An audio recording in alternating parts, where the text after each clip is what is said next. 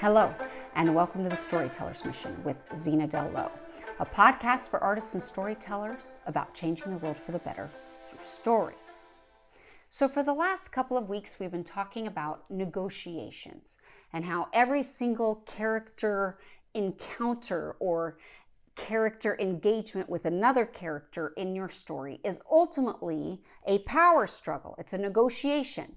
One person has an objective that they are trying to achieve, and the other person has an objective that they are trying to achieve, and one of them is going to prevail, or they are both going to prevail, or they are both going to lose. And so it's an interesting thing because this is a tool that we can use in our stories. But what I want to talk about now is simply how, when we use this technique, the potential, the possibilities, what can we do with it? What can we do that makes this amazing?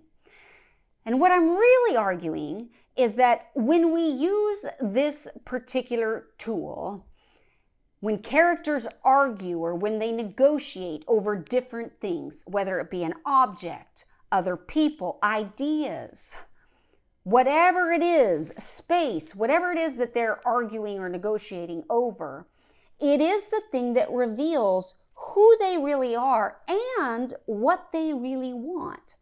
And in fact, it's this particular issue that is so interesting.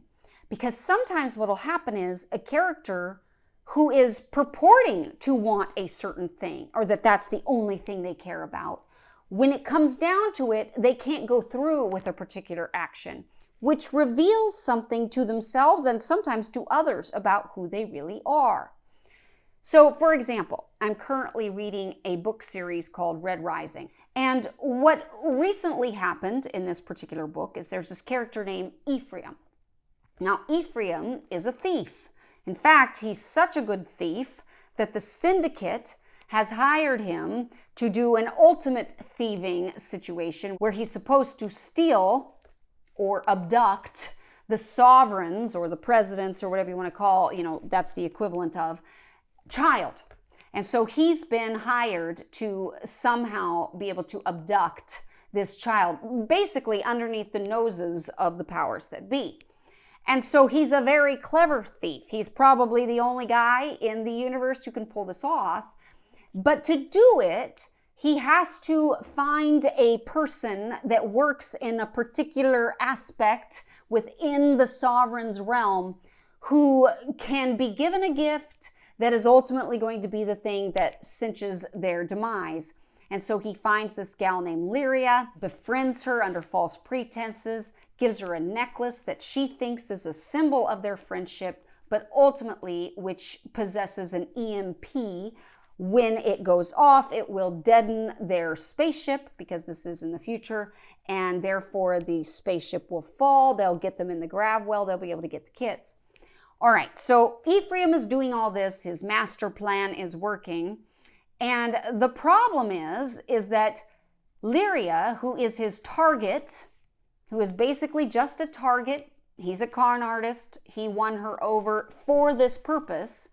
When they get into the actual abduction part of it, and he gets into the ship to get the boy and another gal that he's there to abduct, the point or the goal for him is to shoot Lyria, because he can't give Lyria a chance to give any intelligence to them that they could maybe find Ephraim.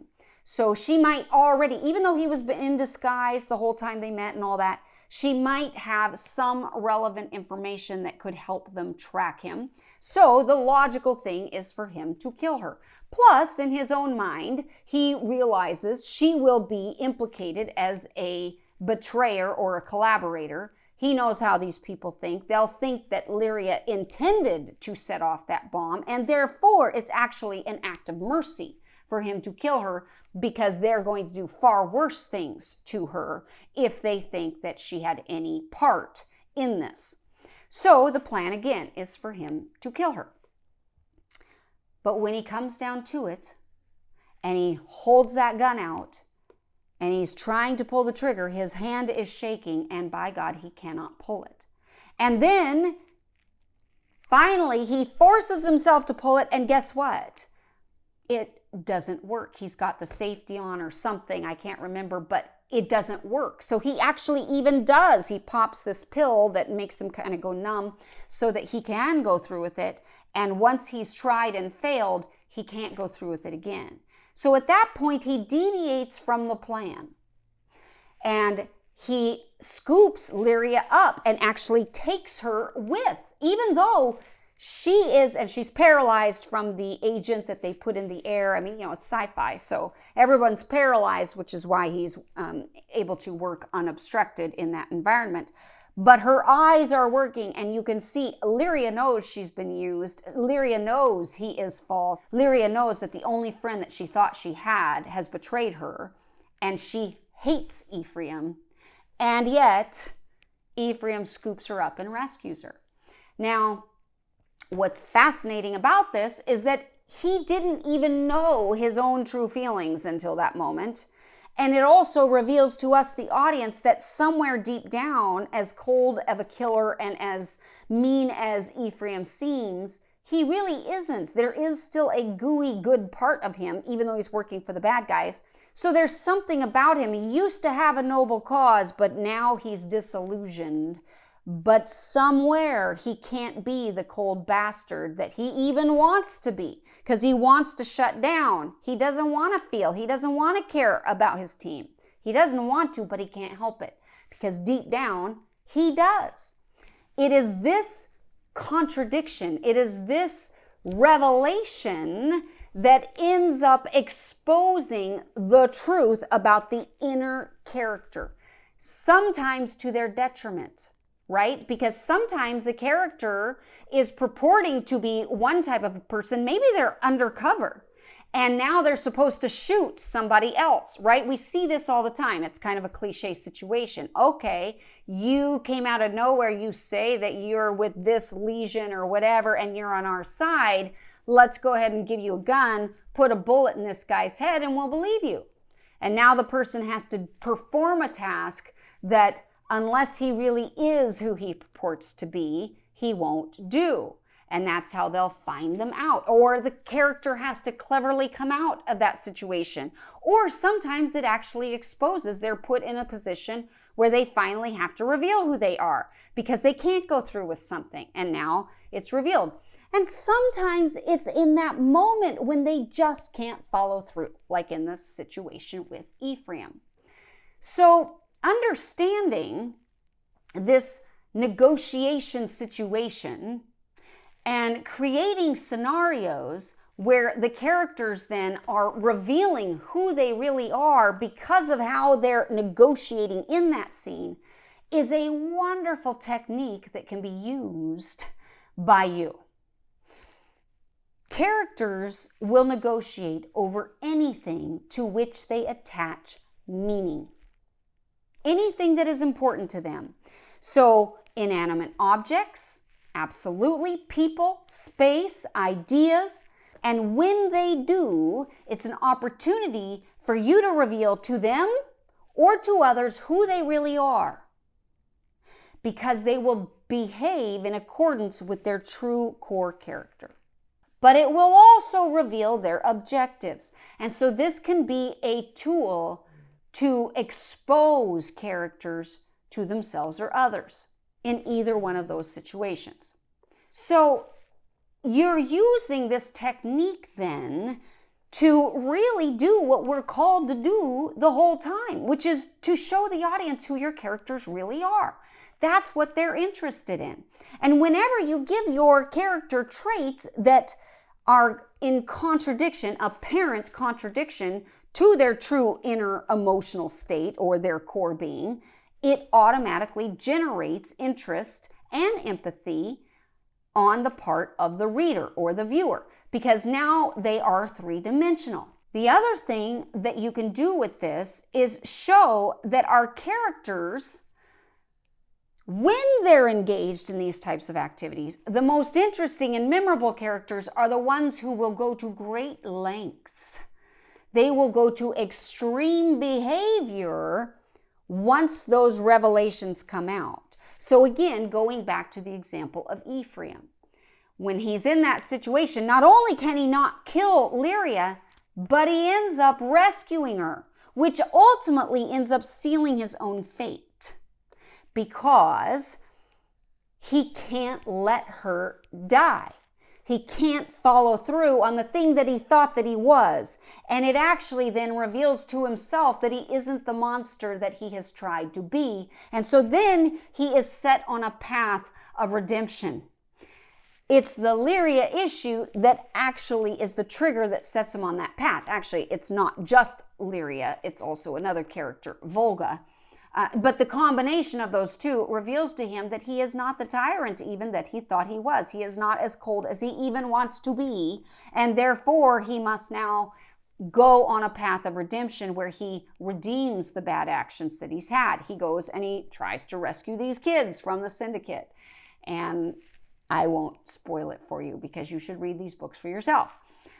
But the point is, they engage now in extreme behavior that is in keeping with the behavior they reveal themselves truly to be, whatever that might be. So if a character exposes, who doesn't even previously know that they even feel a certain way. See, this is the thing that's so interesting.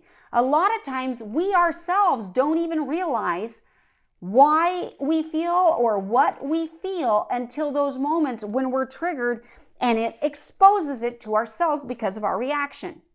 And so maybe a character realizes that they're in love with another character, and by God, at the moment of revelation, they now have to engage in dramatic action that is in keeping with that. And the best characters engage in extreme behaviors. They'll go to extreme lengths as a result of what they've revealed. Most of us, when we reveal these things about ourselves, we try not to engage in extreme behavior because it's scary to us. I had an incident happen recently that is kind of funny in hindsight, but at the time, it was probably a little crazy. I'm going to admit that to you, where I ended up being triggered by this guy at a parking garage that was the gatekeeper who wasn't letting the arm come up on my thing because he said I owed another $16 and some change. And I said, no, I don't owe that. I'm not going to pay that. And he kept insisting. And I actually lost my temper and I said, I am not going to pay that. And I dropped a bad word and I said, get your manager. I'm not paying that. And he started dialing his manager. And then I started to try to apologize. And I said, listen, I'm sorry. I didn't mean to lose my temper. I'm just very frustrated. This is an unfair situation. And I started to say, I know it's not your fault. And he interrupted me and said, I can't stand people like you who have a bad attitude and are cheap, or something to that effect. At which point I lost it and I said, screw you, but I didn't use the nice word. I said, I am not paying this. Open this garage right now. I lost my stuff. You can think what you want about me, like I'm being very vulnerable and exposing my own ails to you. Now, the truth of the matter is, he also engaged in dramatic behavior because at that point, he went around the front of my car outside where the bar was and started closing the gate. And he started screaming expletives at me. You will too pay this, you bad name, and, all these things. And now he's closing the gate. And so I'm a little nervous. All of a sudden, I'm like, oh boy, this escalated quickly. I'm kind of in a dangerous situation. And so I call 911 because I'm like, I'm a little threatened here. In the meantime, another car comes out and I'm honking my horn. I'm not letting up. Even though I'm calling 911, I'm honking my horn and saying, I'm not going to pay this. I'm just going to sit here until you let me out. Like, I have not given up. I am fighting. And so then another car comes up and he motions it into the entrance thing so he can let them out through there. And I see this and I jump out of my car and dash in front of that car and I say, if I'm not getting out, no one is getting out. I'm kind of being crazy, okay? I'm engaged in extreme behavior. Now, by the way, there's also this part of me, this whole time this is happening, that's a little outside my body going, wow, this is a really great scene someday. I'll have to write this because I could see the scene. It's crazy. And that isn't me, right? It's not me. I'm not a person that goes around trying to get into fights with people at the gate. I'm just not. I'm not that kind of a person. And yet something about this incident really brought it out of me. And I went a little crazy. Like, it triggered me, and I'm telling you, I reacted. So after he let me out, because he hated me for that, and he went to the gate, he yanked up the thing so hard to be able to poke in the code to let me out that he broke that cover and then kicked it, and he was screaming all sorts of obscenities at me and said, you're a crazy you know what, and don't you ever come back here, and blah, blah, blah. And I'm like, to the 911 operator, oh, it looks like he's letting me out. Okay, thank you. Sorry I called, right? So, I mean, this is kind of funny. I hope you don't think less of me. Anyway, the point is that upon reflection, after I got out of that situation and I'm driving away, I started laughing at myself because I'm like, how did that happen? How did I engage in that extreme behavior? It is the kind of thing that a beloved character that you would see in the movies would do because they engage in extreme behavior. But in real life, we try not to do that. In real life, we try not to let things escalate to that point. And yet here I am, like, enacting a crazy scene from a movie. And so I'm laughing and I'm talking out loud to God. I'm like, sorry, gosh, I really didn't handle that very good. And what do you think that was? And so I started trying to understand myself because I wasn't even sure at that point what it was tapping into. And I think I'm still sort of, I'm not sure that I'll ever fully understand it, but I think what it was is that it was first the injustice of it, because it was an unjust thing that they were trying to do. And that was where I was like, no, I'm not paying that. Because I'm a person that calls people on their poor behavior. I can't help it. I can't keep my mouth shut. Usually it's when somebody else is being impacted, but it's like I just can't stand injustice. So that was the first part. I had to speak up against injustice. But the other part of that was when it was that moment when I was trying to de-escalate, I was trying to apologize because I had lost my temper, and where I felt that he turned around and started trying to bully me and posture, and it was this thing where it was like he was going to dominate me, and that's when I lost it. I was not going to do that. And so I think that was a reaction to the potential of being exploited or to the potential of somebody else trying to control and dominate. And I don't know. It was like, no, you are not going to treat me like this. You are not going to posture and do all that. I couldn't handle it. I couldn't let him do that. I couldn't let him have dominion over me. And so maybe that goes back to family of origin, maybe not, I don't know. But I know that that was the moment where I really finally lost it, is when he started to bully me. And it was not pretty. But what I revealed to myself about that moment is that in that situation, I did not wither. I was not a wilting flower. I was a fighter. Even though this guy was built like a Samoan. I mean, he was huge. He was probably 3 of me and probably could have gotten quite violent, and in fact showed a violent tendency because of the way that he was dealing with me. It was not good. And so even then, though, there was a fearlessness, a boldness, probably because whether or not it's true, I felt some righteous indignation. Maybe it wasn't even true, but I felt it. And so I felt that I was in the right, and therefore that made me bold. But also, it was beyond me. It was a need to not kowtow to this guy's tactics. And I was going to fight. And I'm actually proud of that point. I was not going to be a victim. I was not going to let somebody treat me like that. And even though in real life, in my core, I like to think that I am a peacekeeper, that I am a peacemaker, that I try very hard to understand and come from an empathetic point of view, and I try all of these good communication tactics, and I try to own my own stuff. That's all true. And yet, when push comes to shove, I'm a fighter. It's going to come out.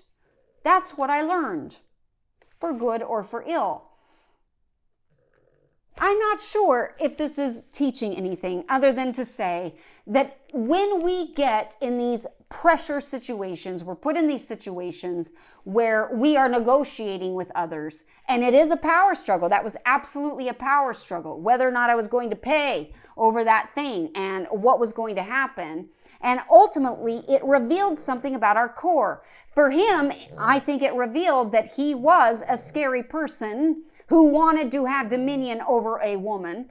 And for me, I think it revealed that I was not going to allow it, that I have a strength of character even if I'm weak in body, and probably also that I have the potential to be a little crazy, because it was a little crazy. And we both went to extreme degrees because of what was brought out of us in that moment.